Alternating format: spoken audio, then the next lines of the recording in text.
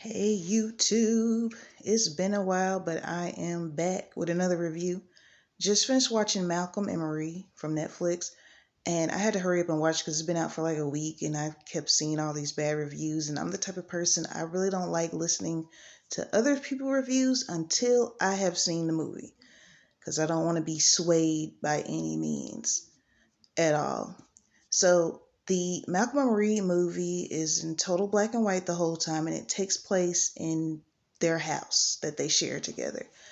Now, when it comes to movies that take place in like one scene usually, or one setting, a lot of times I can't really get into it because it's like they're just standing there talking in one scene. I will say this, it drug a little bit. It's one of those movies where it's mainly dialogue. So if you're more into like seeing action and like somebody fighting or a car being flipped over, anything like that, I would bypass Malcolm and Marie because it's strictly a dialogue film. There's some gems in there that I picked up on as I watched it, like when he was reading the review about his film, because he's in the movie, he's a filmmaker that they just came back from like an award show, and he was saying, well, Do the Right Thing, when it came out, the political thing wasn't popular. That's why it was so revolutionary, and that's true. When it comes to art imitating film, or film imitating art, one of those two, it does really, what's big in the box office, it really does reflect. It depends on what's going on in society or what isn't going on in society, because right now, it's a lot of talk about racism. Racism is brought to the forefront. Transgender, people's sexual orientation, all that stuff is brought to the forefront right now. So he's right that anybody making movies about stuff like that right now, it's not going to be a shocker because that's what is on everyone's mind at the moment. So back to the film, it's funny because the main, well, I guess they're both main characters, but the man who plays Malcolm is Denzel Washington's son, and it's funny because he sounds just like his dad. It is hilarious. Like if you're watching a movie and then you close your eyes and you're just listening, you would think Denzel was on the screen, or at least a younger version of him. So the movie is about, Marie feels like Malcolm did not acknowledge her. Well, he didn't acknowledge her during his thank you speech. And so throughout the movie, it's pretty much, I'm just gonna be honest, it's like they're trying to hurt each other. Like when you get into an argument, after a while, you're not even trying to prove your point anymore. You just want to hurt the other person. I mean, I'm guilty of that. Start saying crazy stuff because you're mad, especially when you're not going to win an argument. And you're like, okay, well, that's why, your mama drank while you were pregnant. You start saying, oh, crazy stuff, trying to hurt the other person. It was an example of a toxic relationship, because throughout the movie, they're fighting with each other, then 1 minute they're kissing, they're fighting, then 1 minute they're making up. There was a scene where she was like smiling and getting happy at the fact that he was mad at this review that he got on his film. They were bringing up a lot of things in their relationship. If toxicity were a film, Malcolm and Marie would definitely be it. It made my anxiety go up a little. I will say this though.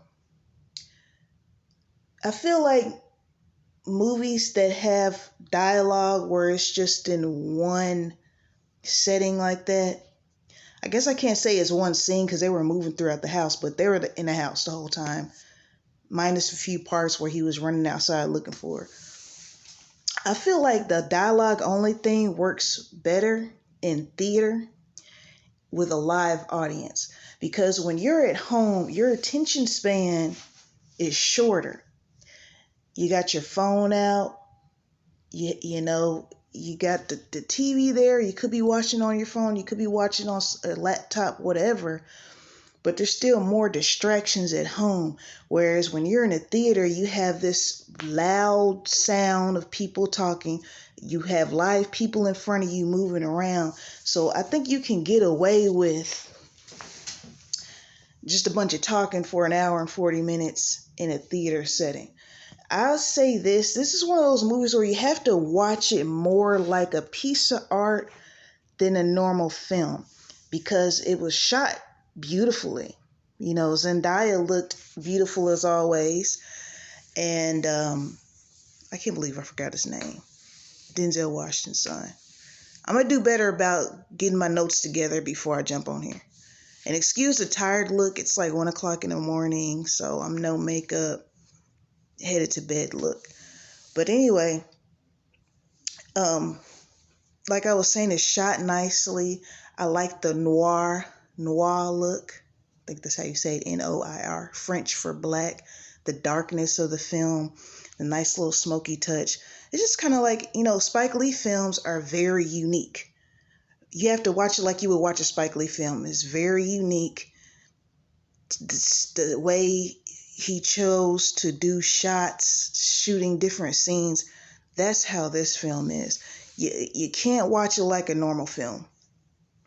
I know that's kind of hard for me to explain, but you have to kind of watch it like you would someone that has someone in art school, or film school, that's, you know, having a short film, even though it's not short, but you have to look at it like that.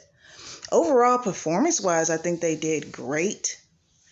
They embodied a toxic couple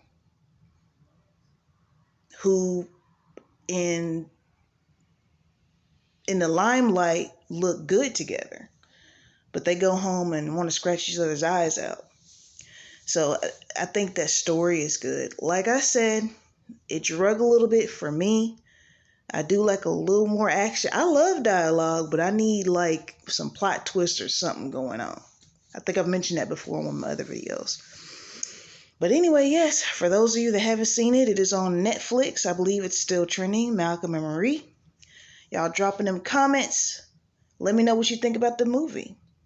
Did I miss some things? Agree with me on some things? Disagree? Let me know. All right, y'all have a good one and be safe out there, because across the country, it's snowy, it's icy, it's bad. It's the middle of winter. February is always the worst month to me when it comes to snow and stuff. So be safe out there, all right? Peace and blessings.